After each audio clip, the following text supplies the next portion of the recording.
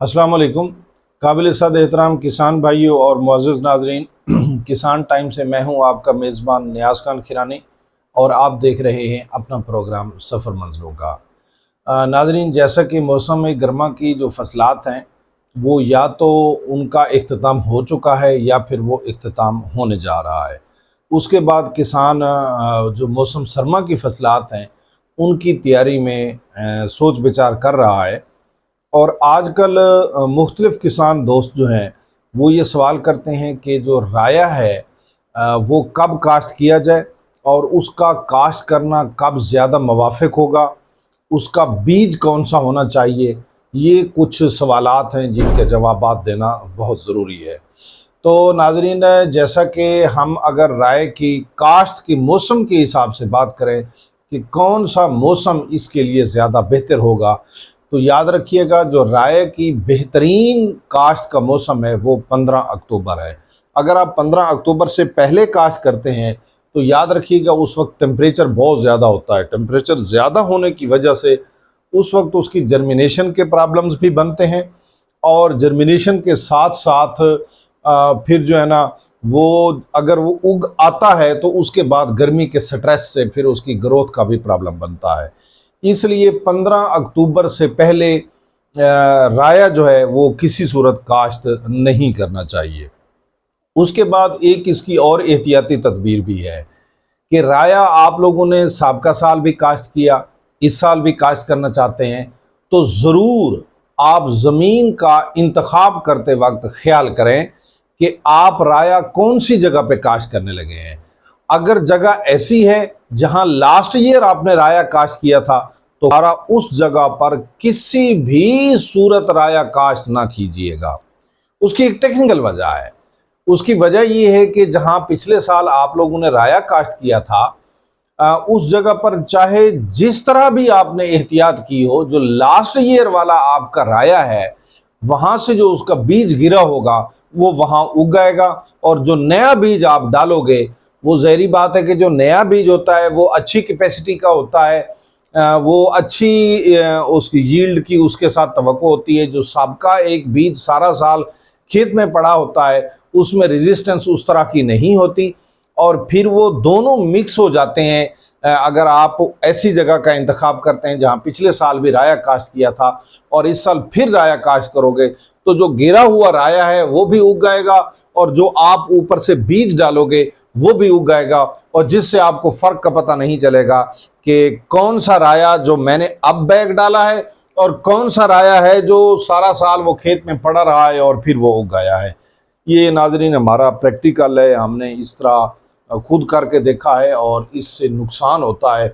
हम नहीं चाहते कि किसी किसान दोस्त का इस तरह का नुकसान हो, लिहाजा 15 अक्टूबर से पहले किसी सूरत राया काश्त ना करें और उसके बाद राया ऐसी जगह पर काश्त करें जहां पर राया आप पहली दफ़ा काश्त कर रहे हो, यानी पिछले साल आपने काश्त नहीं किया उस जगह पर, इस साल काश्त कर रहे हो। पिछले साल गंदम थी या कोई और फसल थी, राया नहीं था।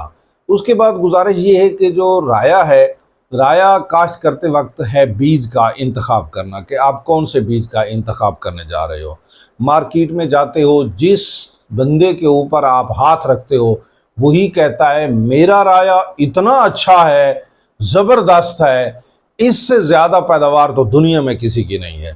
तो नाजरीन, मैंने पिछले साल सुपर राया काश्त किया था, तो कैंजो कंपनी का था। अगर मुझसे कोई तजर्बे की बात पूछेगा तो मैं बिल्कुल स्टैंडर्ड की बात बताऊंगा, सुपर राया कोई अच्छा राया नहीं है। ठीक है। उसके बाद जो है ना हमने कैजोला काश्त किया था, तो जो कैजोला है वो भी एक कंपनी का है, तो वो जनाब कैजोला के नाम से सेल करते हैं।